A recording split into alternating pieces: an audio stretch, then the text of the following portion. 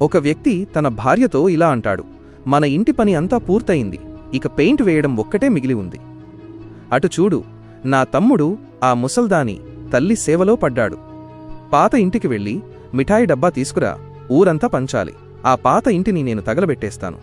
అప్పుడే అతని స్నేహితుడు వచ్చి ఇలా అంటాడు, వాహ్ భాయ్, టైల్స్ రాళ్లతో ఇల్లు చాలా బాగా కట్టావు.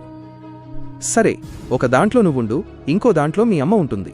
దానికి ఆ వ్యక్తి, ఆ ముసల్ది తమ్ముడితో కలిసి ఆ పాత ఇంట్లోనే ఉంటుంది. ఈ ఇల్లు నేను నా భార్యాపిల్లల కోసం కట్టుకున్నాను. ఇదిగో మిఠాయి తిను అని చెబుతాడు.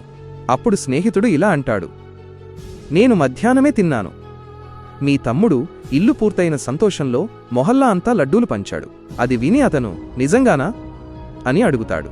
స్నేహితుడు ఇలా అంటాడు, సాయంత్రం వేళ నేను ఎందుకు అబద్ధం చెబుతాను? ఒక్క మాట విను భాయ్, నువ్వు ఇల్లు అయితే పక్కాగా గట్టిగా కట్టుకున్నావు, కాని నీ తమ్ముడితో సంబంధాన్ని మాత్రం చాలా బలహీనపరుచుకున్నావు. నిన్నే కన్న తల్లిని ఆ పాత ఇంట్లో తమ్ముడి దగ్గర వదిలేశావు. నీకంటే నీ తమ్ముడే అదృష్టవంతుడు, ఎందుకంటే అతని వాటాలోకి అమ్మ వచ్చింది. ఇంటి గురించి ఏముంది, ఈరోజు కాకపోయినా రేపైనా అతను కట్టుకుంటాడు. కాని అమ్మ ఒక్కసారి ఈ లోకాన్ని విడిచి వెళ్ళిపోతే, ఆగునైనా నన్ను చూసి విస్మరించకు, లేకపోతే నీకు చెడు సమయం వస్తుంది. ఒక్కసారి కామెంట్లలో హర్ హర్ మహాదేవ్ అని రాసి వీడియోకి ఒక లైక్ చేసి ఛానల్ను సబ్స్క్రైబ్ చేయి.